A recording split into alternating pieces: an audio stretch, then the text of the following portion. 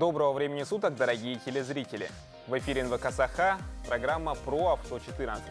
Мы обсуждаем темы и поднимаем вопросы, связанные с безопасностью дорожного движения. В студии работает Антон Васильев. В течение следующих 25 минут вас ждет много полезной и интересной информации. Итак, в сегодняшнем выпуске. Статистика происшествий. Что случилось на дорогах республики за последнюю неделю? Какие новые штрафы вступили в силу с сентября этого года? В каких случаях на место ДТП приезжает МЧС? Что нужно, чтобы вернуть права после лишения? Повторение – мать учения. Знание правил дорожного движения в нашей студии проверит блогер и путешественница Альфия Юнусова. А в начале нашего выпуска предлагаем вам обзор происшествий за последнюю неделю. На автомобильных дорогах республики с 18 по 24 сентября зарегистрировано 19 дорожно-транспортных происшествий, где погиб 1 человек, травмировано 25, в том числе пострадало 6 несовершеннолетних. Так, 18 сентября в дежурную часть отдела ГИБДД МВД России по Нерюнгринскому району поступило телефонное сообщение о том, что на 358-м километре федеральной автодороги Лена на обочине дороги лежит автомобиль. При проверке информации предварительно установлено, что мужчина, управляя автомобилем Toyota Land Cruiser Cygnus, следуя со стороны города Нерюнгри, не выдержав безопасную скорость движения и не справившись с рулевым управлением, допустил съезд транспортного средства с проезжей части с последующим опрокидыванием. В результате ДТП водитель от полученных травм скончался на месте происшествия до прибытия скорой помощи. В момент ДТП он не был пристегнут ремнем безопасности, в салоне находился один.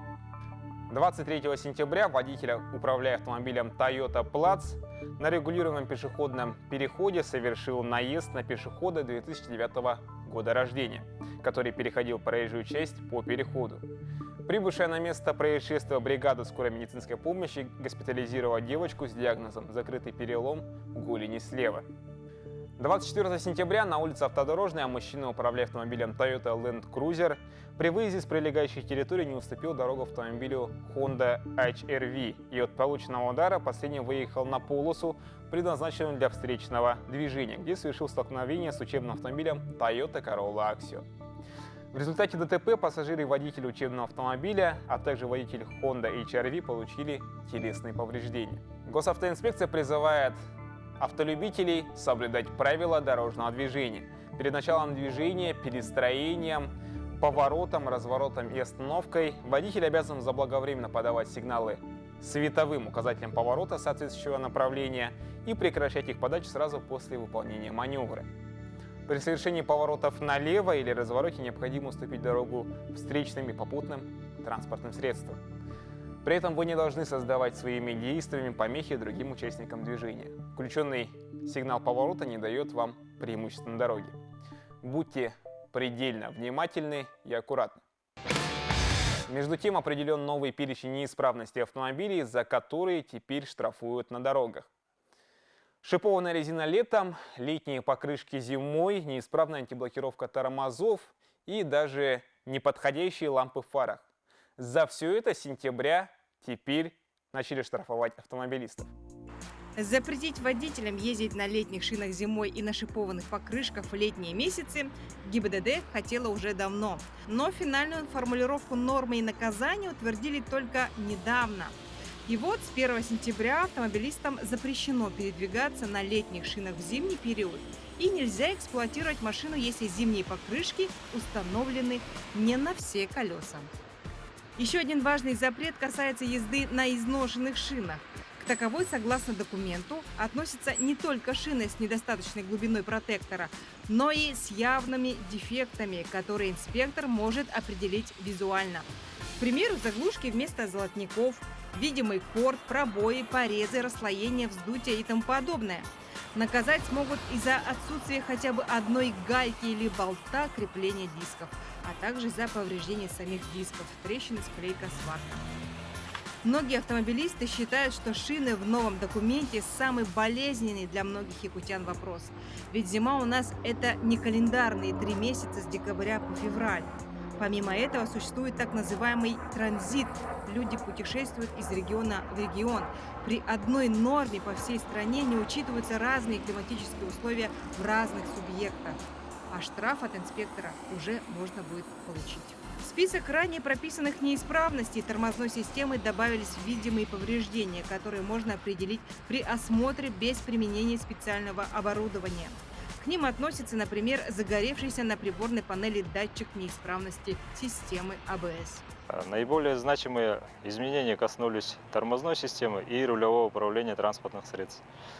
Например, запрещается эксплуатация транспортного средства при наличии неисправностей средств сигнализации и контроля тормозных систем, манометра пневматического и пневмогидравлического тормозного привода, регулятора тормозных сил, предусмотренные изготовителем транспортного средства, а также неисправности антиблокировочной тормозной системы, предусмотренные заводом-изготовителем, а также при неисправности либо отсутствии рулевого усилителя рулевого управления, также предусмотренного заводом-изготовителем. В разных ситуациях инспектор ГИБДД может по-разному наказать за наличие неисправностей. Иногда это предупреждение или штраф 500 рублей, а иногда запрет на эксплуатацию с перемещением машины на спецстоянку до устранения неисправности. Последняя мера используется при технических неисправностях, которые создают угрозу безопасности дорожного движения. За последние годы можно отметить, что благодаря национальному проекту «Безопасные и качественные дороги» значительно улучшилась дорожная инфраструктура нашей республики.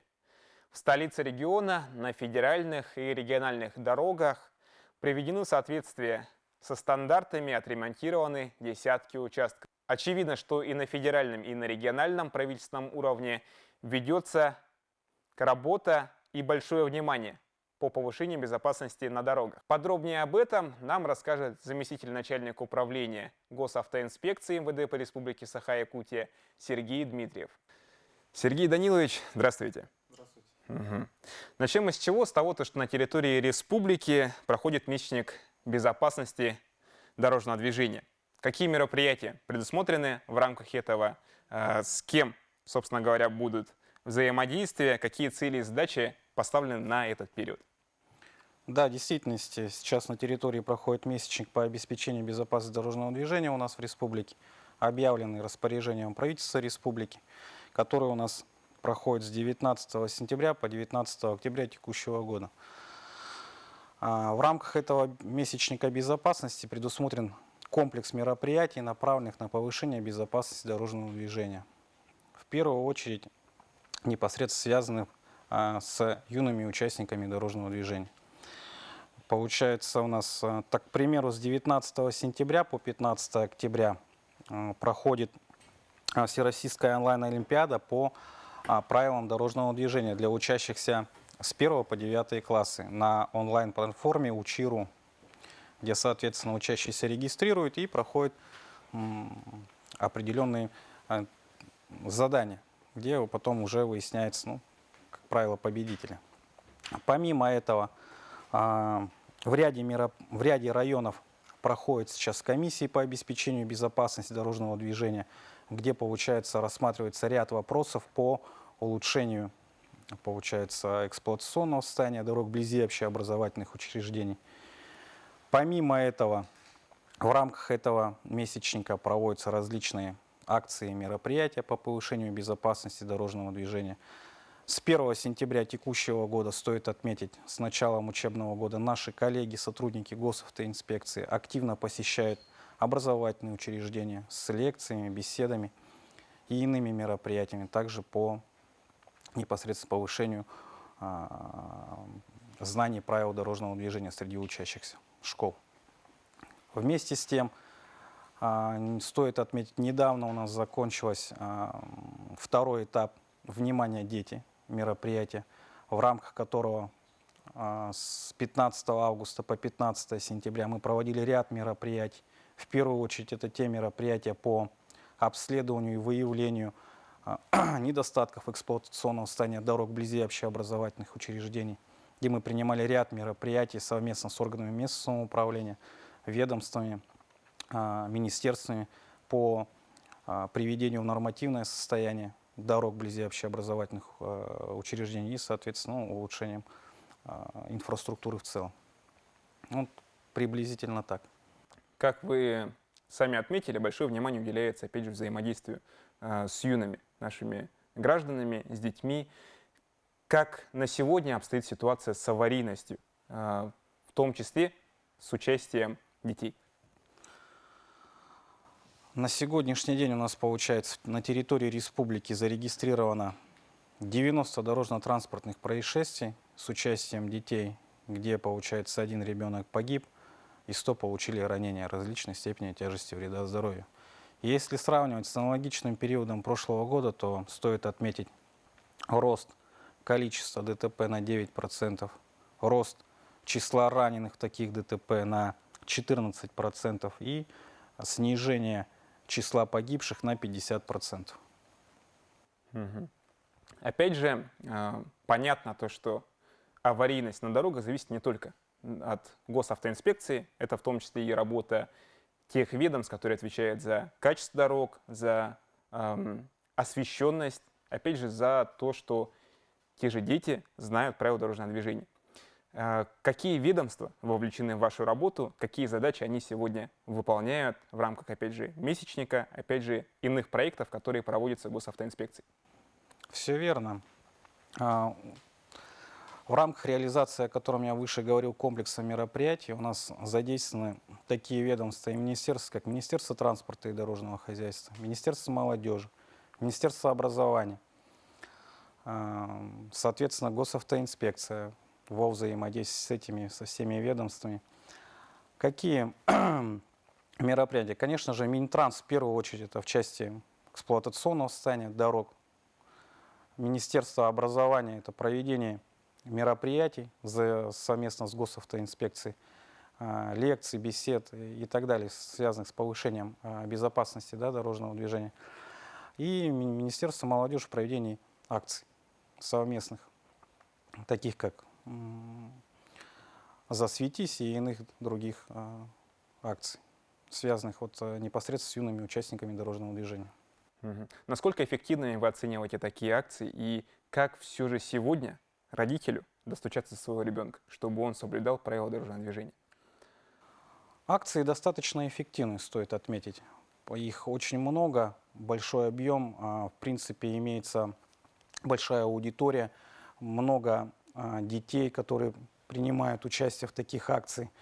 А что касаемо родителей, это, конечно, надо родителям прививать детям правила нахождения детей на дороге. Мгм. Сергей Данилович, мы благодарим вас. Я напоминаю то, что у нас сегодня в студии был Сергей Дмитриев, заместитель руководителя госавтоинспекции МВД по республике Саха-Якутия. А мы продолжаем. Многие очевидцы дорожно-транспортных происшествий задаются вопросом, почему на место происшествия приезжает автомобиль МЧС. Ведь главная функция спасателей – это тушение пожаров и спасение людей и имущества из плена огня. Однако помощь огнеборцев требуется и при ликвидации последствий дорожно-транспортных происшествий. Спасатели первым делом ликвидируют угрозу взрыва бензобака, обесточивают внутреннюю электросеть автомобиля, при необходимости с помощью гидравлического инструмента разрезают искореженный металл и освобождают зажатых пострадавших. Спасатели службы спасения выезжают обычно, когда происходит опрокидывание автомобиля или столкновение двух или более машин. В общем, если произошло деформирование машины, если пассажиры самостоятельно не могут выбраться из автомобиля. В таких случаях спасатели уезжают. Обычно происходит работа с помощью гидравлического аварийно-спасательного инструмента.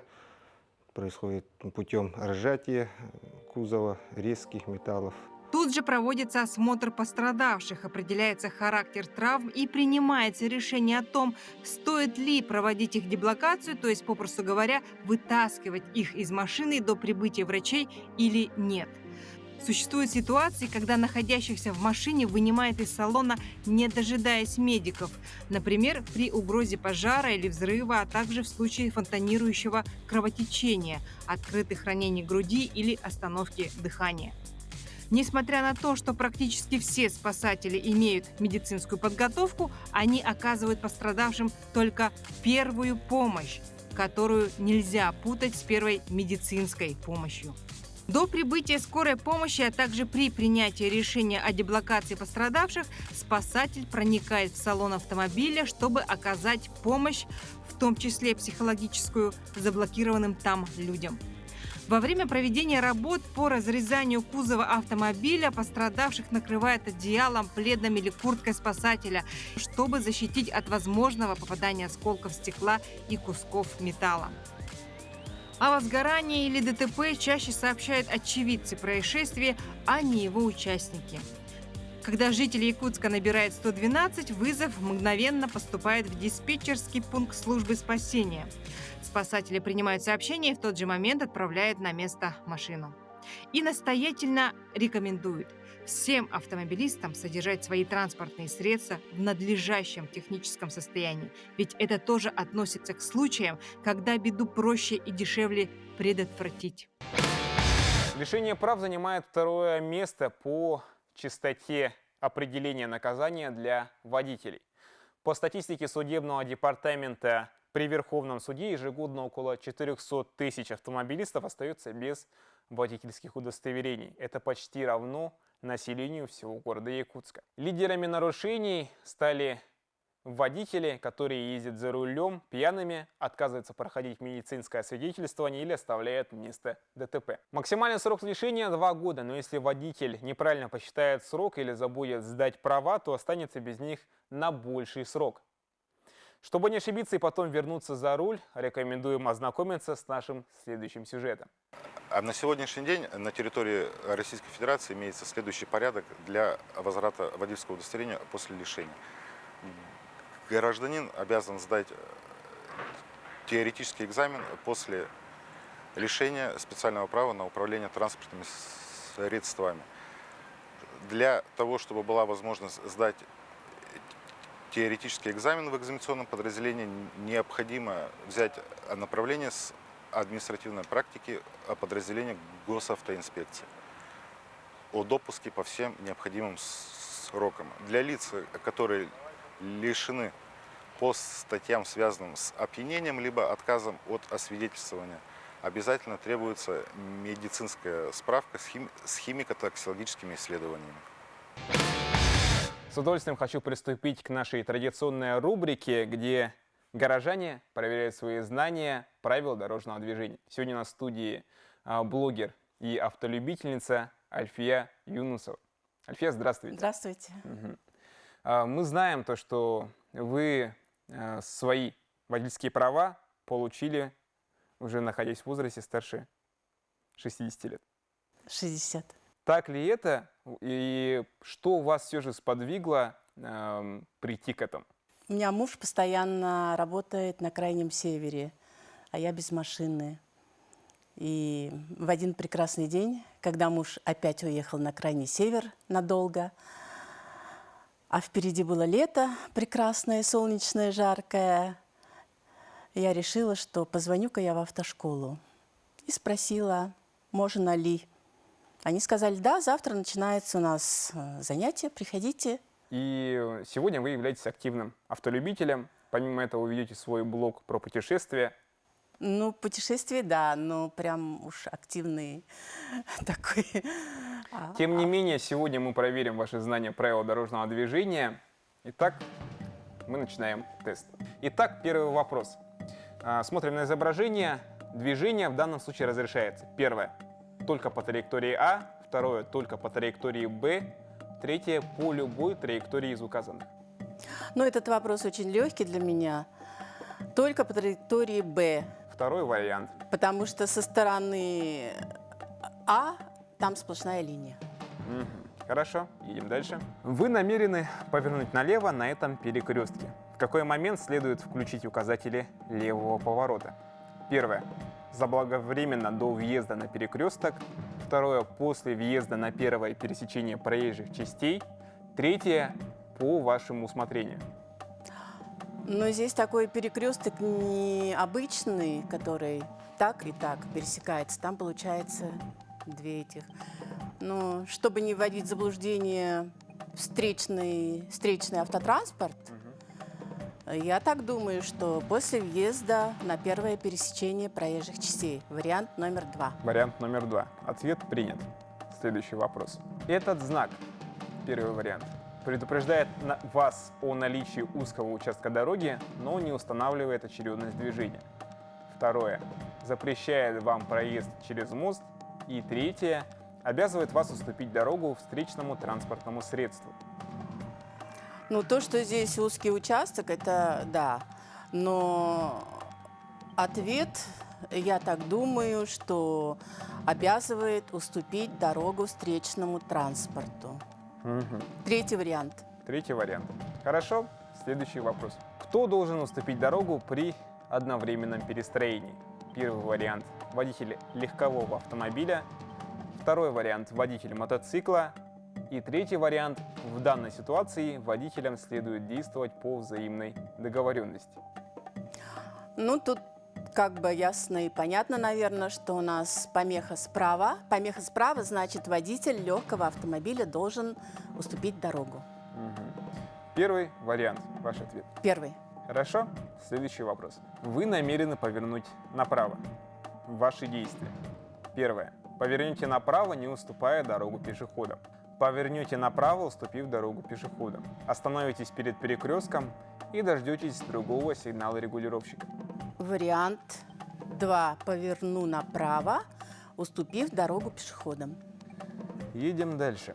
При таких сигналах светофора и жесте регулировщика вы должны остановиться у стоп-линии. Второе. Продолжить движение только прямо. Третье. Продолжить движение прямо или направо. Так, в жесте регулировщика нужно остановиться у стоп-линии. Вариант номер 1. Номер 1. Хорошо. Следующий вопрос.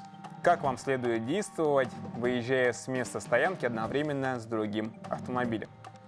Первый вариант – уступить дорогу, второй вариант – проехать первым, и третий вариант – по взаимной договоренности с водителем этого автомобиля.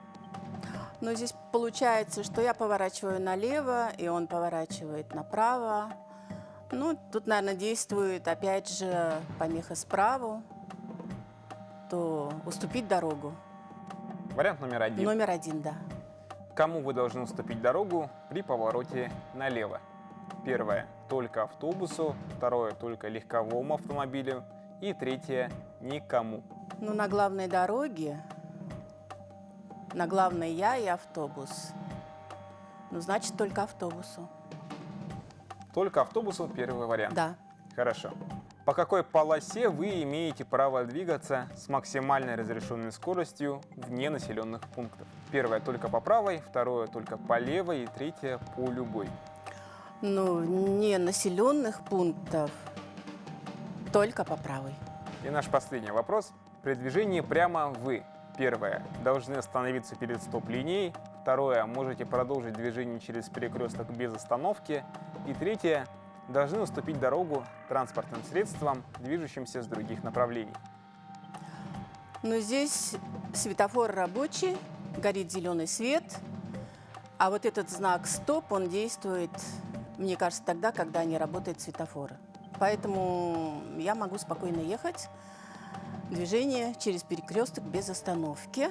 Это значит вариант номер 2. Вариант номер 2 – ваш ответ. Спасибо. Результаты по ответам Альфии проверит Наталья Ленских, преподаватель учебного центра «Фаворит». Здравствуйте, уважаемые телезрители. Здравствуйте, Альфия. Вы ответили на 10 вопросов, и первый вопрос был. Движение разрешается, и вы ответили по траектории Б. Второй ответ – это абсолютно правильный ответ. Действительно, можно только со стороны прерывистой линии разметки. Следующий вопрос. Вы намерены повернуть налево на этом перекрестке. В какой момент следует включить указатели левого поворота? Вы также дали правильный ответ после въезда на первое пересечение проезжих частей. Этот знак. Вы дали правильный ответ, обязывает вас уступить дорогу встречному транспортному средству. Кто должен уступить дорогу при одновременном перестроении? Абсолютно правильный ответ. необходимо уступить водителю легкового автомобиля, так как у него помеха справа. Вы намерены повернуть направо. Ваши действия. При таком сигнале регулировщика нам разрешено движение прямо и направо. Соответственно, поворачивая направо, вы должны уступить дорогу пешеходам. Вы дали правильный ответ. При таких сигналах светофора и жесте регулировщика вы должны остановиться уступление. Это был правильный ответ. Как вам следует действовать, выезжая с места стоянки одновременно с другим автомобилем? Действительно, в данной ситуации вы должны уступить дорогу, потому что у вас помеха справа. Вы дали правильный ответ. Кому вы должны уступить дорогу при повороте налево? Вы дали правильный ответ. Должны уступить дорогу только автобусу. Вы и автобус находитесь на главной дороге. Поворачивая налево, вы обязаны уступить. По какой полосе вы имеете право двигаться с максимально разрешенной скоростью вне населенных пунктов? Действительно, вне населенных пунктов вы можете двигаться только по правой полосе. Вы дали правильный ответ. При движении прямо вы, конечно, знак «Стоп» относится к знакам приоритета, и он отменяется сигналами светофора. Был правильный ответ. Можете продолжить движение через перекресток без остановки. Альфия, вы ответили правильно на 10 экзаменационных вопросов. Ваше знание правил восхищает. Желаю вам безопасно ездить по дорогам нашего города и не только нашего, по всем дорогам. Желаю вам ездить безопасно. И, конечно, телезрителям напоминаю, что правила дорожного движения все должны знать. Вот и подошла к концу наша передача, дорогие телезрители. Будьте бдительны, соблюдайте правила дорожного движения и берегите себя. До новых встреч!